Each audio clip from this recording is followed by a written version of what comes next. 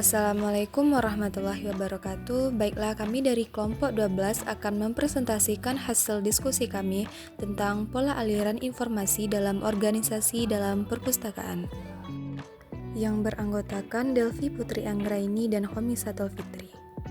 Dengan rumusan masalah, pertama menjelaskan sifat aliran informasi, yang kedua bagaimana penyebaran informasi secara serentak, ketiga bagaimana informasi secara berurutan, dan bagaimana aliran komunikasi.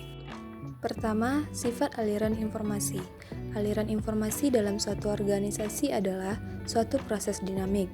Proses ini pesan-pesan diciptakan, ditampilkan, dan diinterpretasikan secara tetap dan berkesinambungan. Proses ini berlangsung terus dan berubah secara konstan. Komunikasi organisasi bukanlah sesuatu komunikasi yang terjadi sesaat saja, kemudian berhenti. Komunikasi organisasi terjadi sepanjang waktu. Yang kedua, penyebaran informasi secara serentak.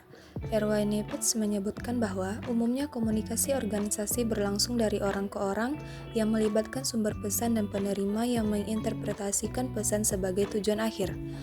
Adapun penyebaran pesan secara serentak yaitu penyebaran pesan yang dilakukan secara bersama dan pesan tersebut harus tiba di beberapa tempat yang berbeda pada saat yang sama. Penyebaran pesan tersebut memerlukan suatu rencana untuk menggunakan strategi atau teknik penyebaran pesan. Strategi dan teknik penyebaran pesan biasanya dipertimbangkan berdasarkan waktu dan media apa yang digunakan agar pesan tersebut dapat cepat diterima oleh si penerima pesan. Baiklah, selanjutnya adalah informasi secara berurutan. Hane menemukan bahwa penyampaian pesan berurutan merupakan bentuk komunikasi yang utama, yang pasti terjadi dalam organisasi, meliputi puluhan bentuk penyebaran didik.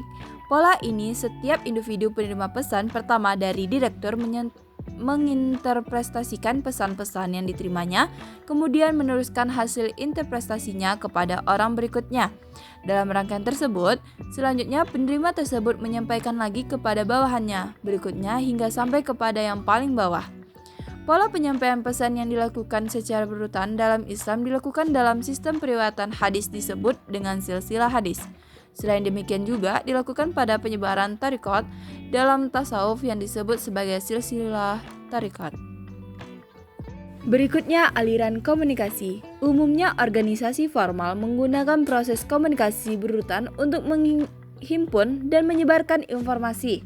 Selain demikian, penulis juga membahas pola khusus dalam aliran informasi yang berkembang dari kontak antar persona yang teratur dan cara rutin pengiriman dan penerima pesan. Katz 2DA Khan menunjukkan bahwa pola atau keadaan urusan yang teratur mensyaratkan bahwa komunikasi diantaranya para anggota sistem tersebut dibatasi.